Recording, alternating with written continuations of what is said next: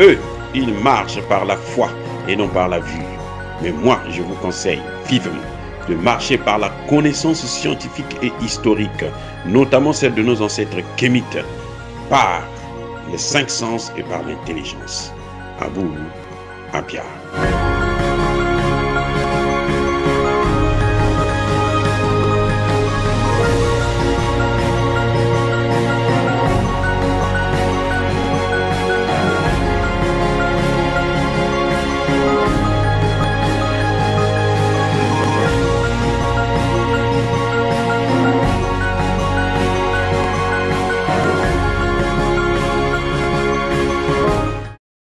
Je veux dire par là que le malheur de la France, des États-Unis et tous leurs alliés de l'OTAN et de l'Occident, c'est qu'ils ont en face d'eux des hommes qui les connaissent très bien, qui savent très bien ce qu'il vaut, que c'est des qui n'ont pas de valeur.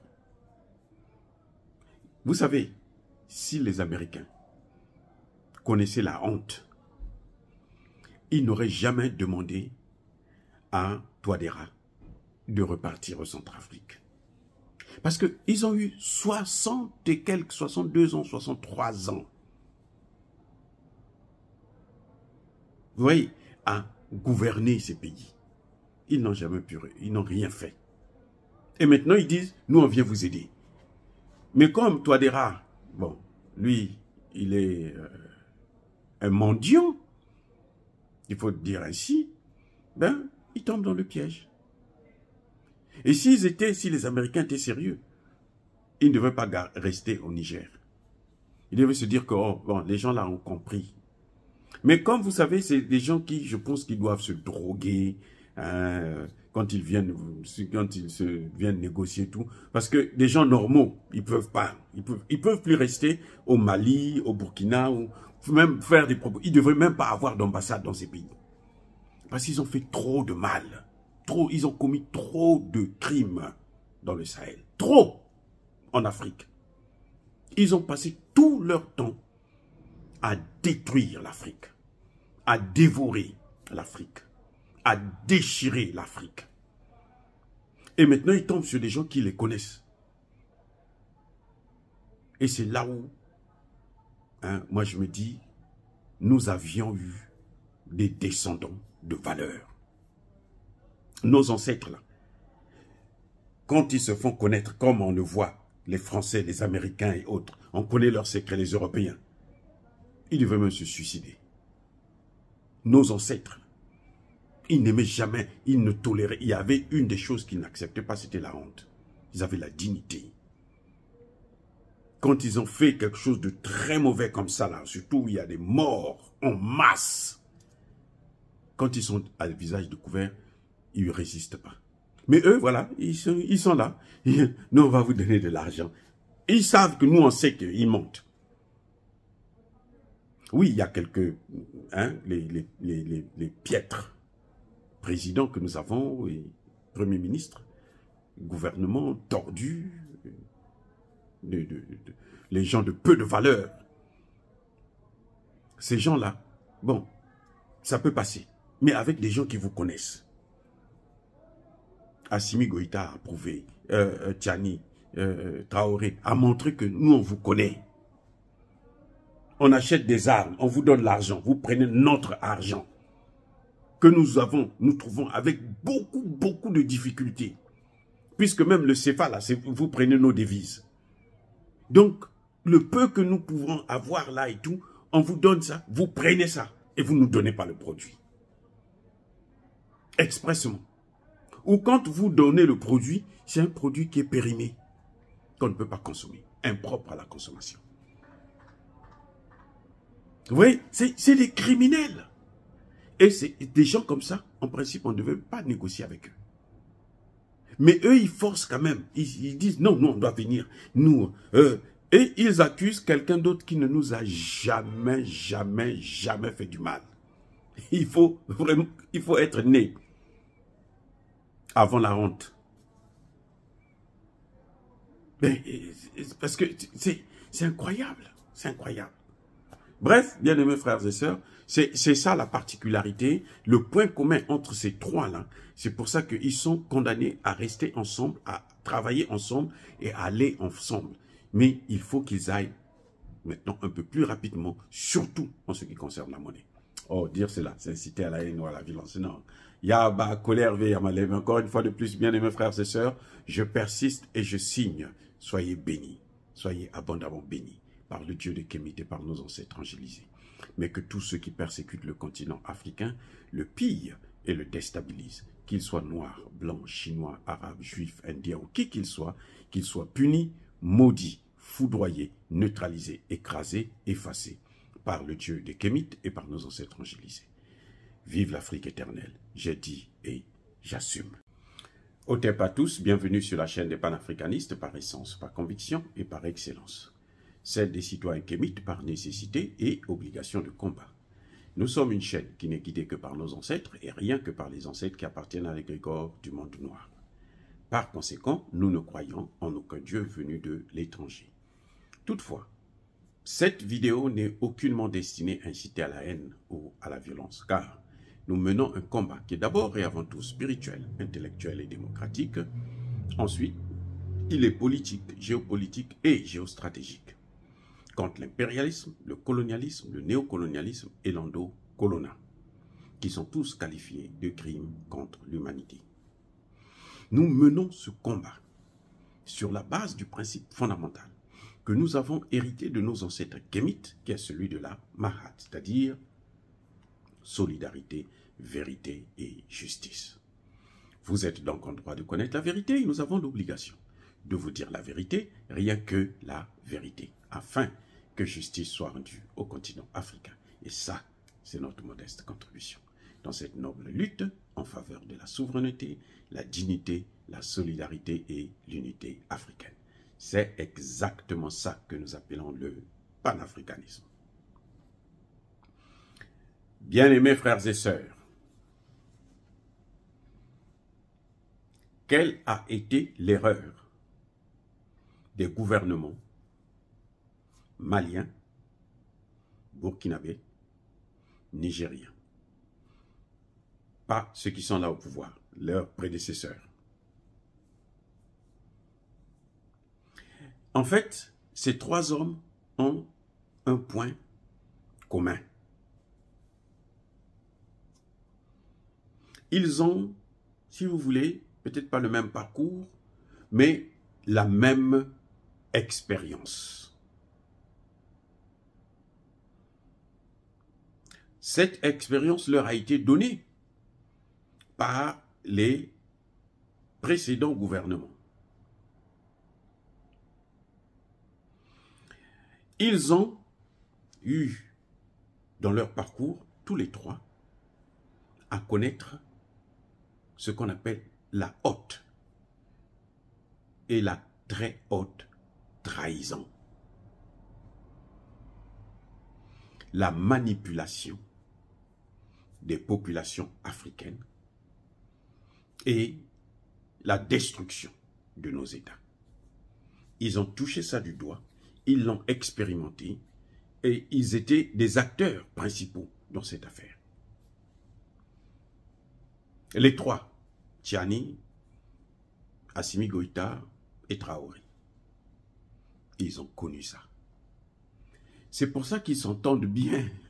Ils ne peuvent que s'entendre parce que ils sont passés par la même expérience. Ils connaissent bien ce que c'est que la trahison d'un État. Comment un autre État peut amener un État à perdre sa souveraineté et à être détruit. Leurs positions, ce sont des positions, j'allais dire radicales. Mais en tout cas, ça s'explique par ce qu'ils ont subi par le passé. Commençons par Assimi Goïta. Assimi Goïta était le chef, le patron des forces spéciales maliennes.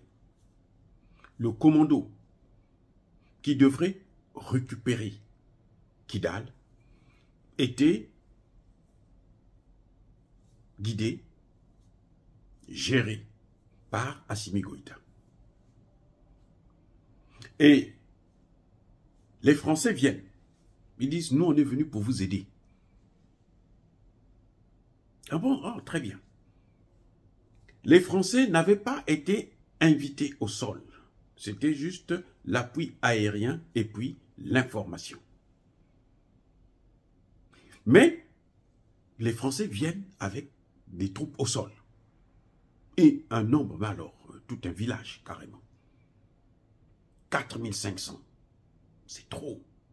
Mais, bon, on va faire avec, puis ils sont venus pour nous aider.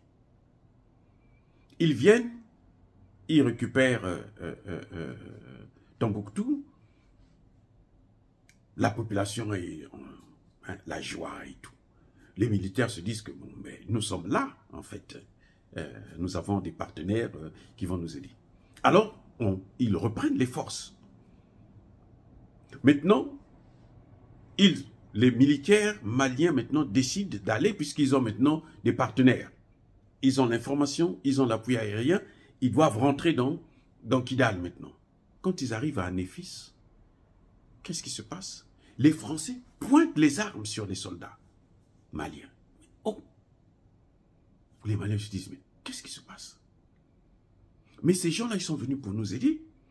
Maintenant que nous, on est proche de les prendre là, ils nous disent, non, arrêtez-vous. Et si vous avancez encore un seul pas, nous, on tire sur vous. Et ils sont mieux équipés que nous. Mais ce sont nos sauveurs, non? Là, Assimi Goïta commence à comprendre que non. Mais en fait, ceux qui sont venus nous sauver là, ils ne sont pas là pour nous sauver, ils ont un autre schéma. Il comprend.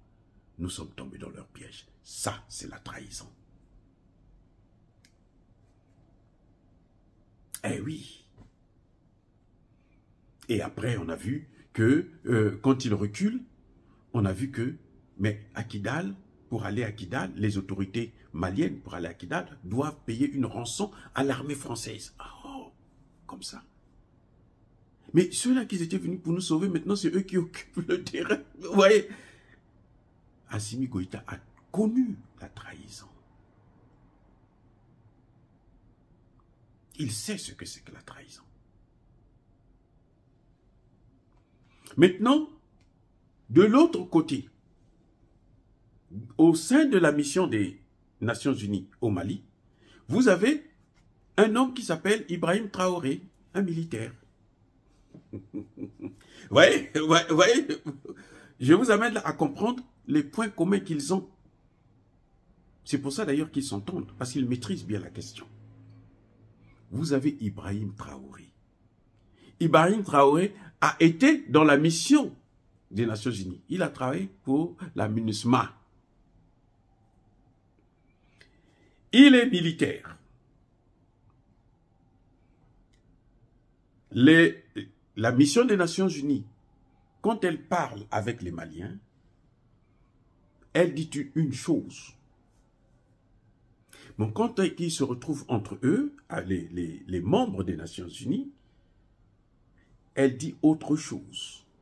Elle dit le contraire de ce qu'elle a dit aux militaires maliens, à la population malienne.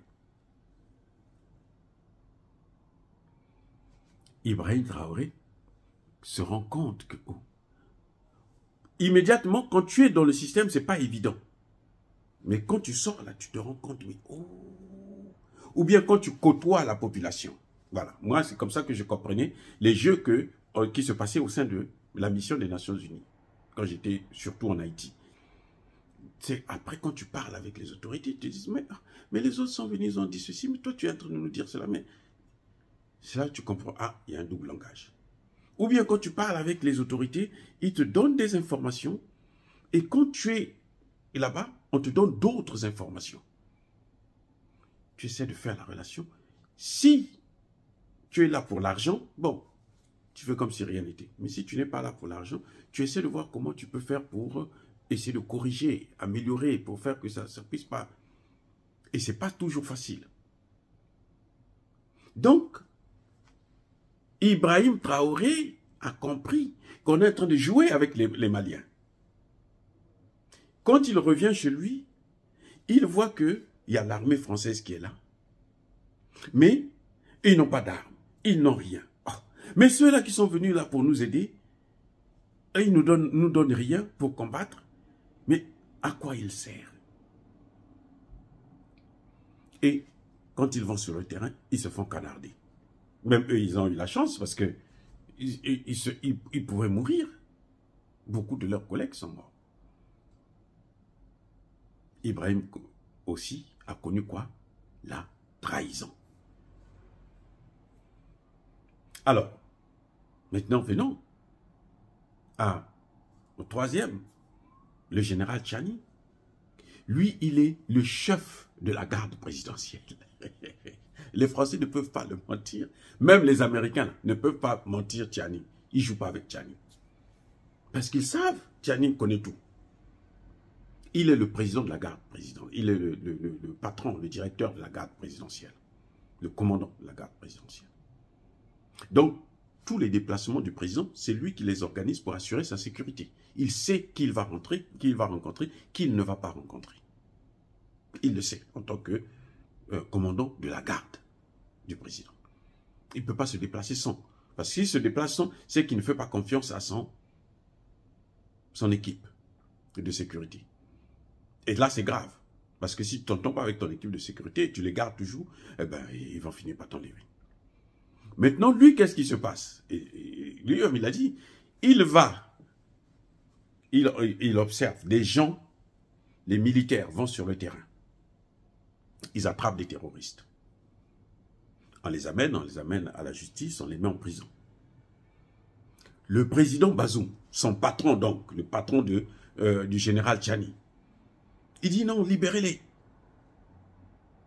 Lui, ce n'est pas son affaire parce que lui, il est pour la sécurité. Donc, il ne peut pas s'ingérer dans les actions du président. Il dit libérez-les. Mais comment on va les libérer? Ce sont des terroristes. Il dit libérez-les parce que moi, je négocie avec eux. Ce sont mes partenaires. Ah bon? Ah, ok, d'accord. Comme ce sont les partenaires du président, ils vont pas nous faire mal. Et on utilise la justice. Le président lui-même demande à la justice de les libérer. Sans procédure légale. On les libère. Le lendemain, les mêmes là qui ont été libérés, ils tombent sur des militaires, ils les égorgent. Le général Tchiani vient et informé. Parce que quand tu es dans la garde présidentielle, tu dois avoir aussi l'information de ce qui se passe sur le terrain. Des gens autour, des militaires surtout, parce que ce sont eux qui peuvent faire un coup d'État contre ton patron. Donc, facilement, il a l'information avec lui. Il sait de quoi il s'agit. Et il tombe, on lui dit non, mais tu sais, les gens qu'on a libérés, ce sont eux qui ont égorgé les soldats. Oh, comment ça? Il va voir son patron et dit, mais patron, tu sais que les gens que tu as demandé là, tes partenaires là, avec lesquels tu négocies là, on les a libérés là, ils ont tué nos collègues. Ah bon? Le patron essaie d'embrouiller et tout, machin, tout ça là. Une fois, deux fois, trois fois, il sait que son patron n'est pas avec l'État, avec le peuple, avec l'armée, avec les militaires. Il le sait. Il sait que non, ça c'est un traître. Donc vous voyez, nous avons là affaire à trois personnes dans des pays différents, mais qui ont la même expérience, la trahison. Voilà, bien-aimés frères et sœurs.